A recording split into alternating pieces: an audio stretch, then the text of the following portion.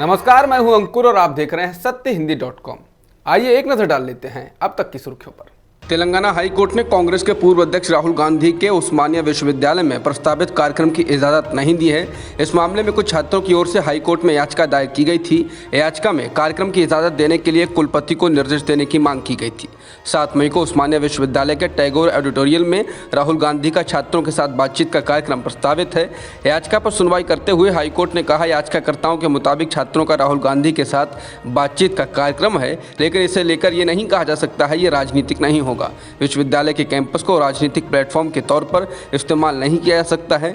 अदालत ने कहा कि विश्वविद्यालय में राजनीतिक कार्यक्रम की इजाजत देना विश्वविद्यालय की कार्यकारी परिषद के संकल्प प्रस्ताव का उल्लंघन होगा।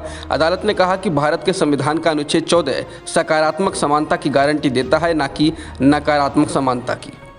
कांग्रेस के वरिष्ठ नेता पी चिदम्बरम को कोलकाता में तब अपनी ही पार्टी के कार्यकर्ताओं के जबरदस्त विरोध का सामना करना पड़ा जब वो बंगाल सरकार का बचाव करने गए। उस केस की पश्चिम बंगाल में कांग्रेस प्रमुख अधीर रंजन चौधरी द्वारा ही शुरुआत की गई थी, जिन्होंने मेट्रो डेयरी के शेयरों की बिक्री कृषि प्रसंस्करण फर्म केवेंटर को करने के तृणमूल कांग्रेस सरकार के फैसले को चुनौती दी। कांग्रेस नेता चिदम्बरम इसी मामले में निजी कंपनी के एक वकील के तौर पर राज्य सरकार के फैसले का बचाव करने गए थे। विरोध करने वाले कांग्रेस नेताओं ने आरोप लगाया कि चिदम्बरम कांग्रेस पार्टी की भावनाओं के साथ खेल रहे हैं। कांग्रेस से जुड़े वकीलों ने दावा किया कि उनके लिए कंपनी का प्रतिनिधित्व करना उचित नहीं था, जब पश्चिम बंगाल कांग्रेस के प्रमुख अधीर रंजन चौधरी ही बंगाल सरकार के खिलाफ केस लड़ रहे हैं। पीटीआई की रिपोर्ट के अनुसार विरोध में भाग लेने वालों में से एक वकील कौस्तुभ बागची ने कहा कि पूर्व केंद्रीय वित्त मंत्री एक ऐसी संस्था की ओर से पेश हो रहे थे जिसके शेयरों की खरीद पर पश्चिम बंगाल प्रदेश कांग्रेस कमेटी के अध्यक्ष द्वारा आपत्ति की जा रही है।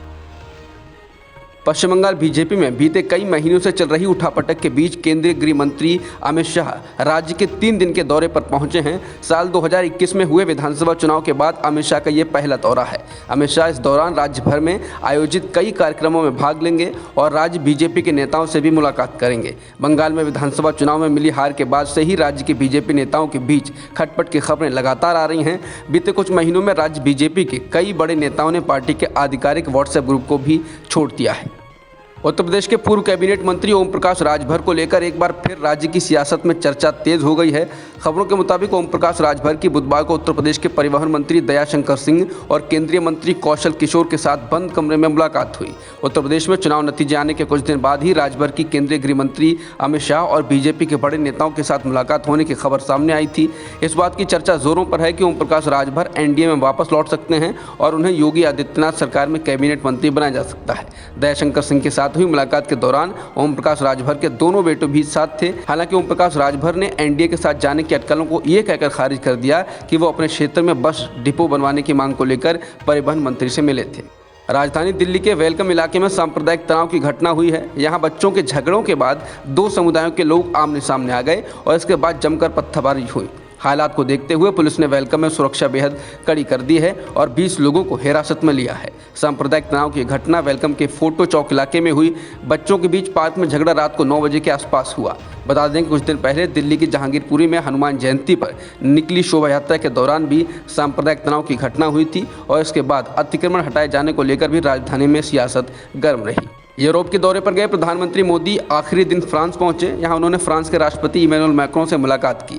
पीएम मोदी ने ट्वीट किया कि मेरी फ्रांस की यात्रा हालांकि बहुत संक्षिप्त थी, लेकिन ये बेहद उपयोगी रही। राष्ट्रपति इमैनुअल मैक्रों और मुझे विभिन्न मुद्दों पर चर्चा करने का अवसर मिला। जिस गर्मजोशी से उन्होंने और उनकी सरकार ने मेरा स्वागत किया, मैं उसके लिए उन्हें धन्यवाद कहता हूँ। वहीं मुलाकात के बाद दोनों नेताओं ने एक संयुक्त बयान में कहा कि फ्रांस और भारत ने यूक्रेन संकट और मानवीय संकट को लेकर अपनी गहरी चिंता व्यक्त की है।